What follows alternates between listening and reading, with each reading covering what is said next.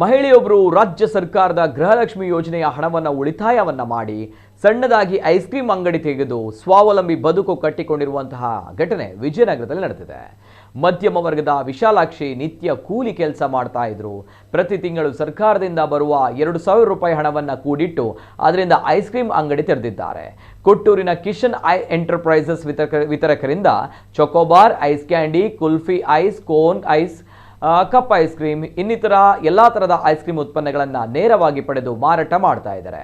ಹೊಸದಾಗಿ ಅಂಗಡಿ ಆರಂಭಿಸಿರುವ ವಿಶಾಲಾಕ್ಷಿಯವರ ಅಂಗಡಿಗೆ ಗ್ರಾಹಕರು ಲಗ್ಗೆ ಇಟ್ಟು ಐಸ್ ಕ್ರೀಮ್ ಖರೀದಿ ಮಾಡ್ತಾ ಇದ್ದಾರೆ. ಈ ಯೋಜನೆ ಮಹಿಳೆಯರಿಗೆ ಆರ್ಥಿಕ ಶಕ್ತಿ ತುಂಬಲು ಸಹಕಾರಿಯಾಗಿದೆ ಎಂಬುದಕ್ಕೆ ಈ ಘಟನೆ ಸಾಕ್ಷಿಯಾಗಿದೆ. ಇದೇ ರೀತಿ ಬಳ್ಳಾರಿ ಜಿಲ್ಲೆಯ ವಿವಿಧ ಭಾಗಗಳಲ್ಲಿ ಮಹಿಳೆಯರು ಈ ಹಣದಿಂದ ಟಿವಿ ಹಾಗೂ ಮನೆ ಬಾಗಿಲಿಗೆ ಕಲಾಕೃತಿ ಕೆತ್ತಿಸುವಂತಹ ಕಾರ್ಯಗಳನ್ನು ಮಾಡಿದ್ದಾರೆ. ಉಚಿತ ಭಾಗ್ಯ ನಮ್ಮ ಬದುಕಿಗೆ ವರದಾನವಾಗಿದೆ. ಯೋಜನೆ ಜಾರಿಗೆ ತಂದವರ ಹೊಟ್ಟೆ ನೂರಾರು ಕಾಲ ತಣ್ಣಗಿರಲಿ ಎಂದು ಕೃತಜ್ಞತೆ ಸಲ್ಲಿಸಿದ್ದಾರೆ.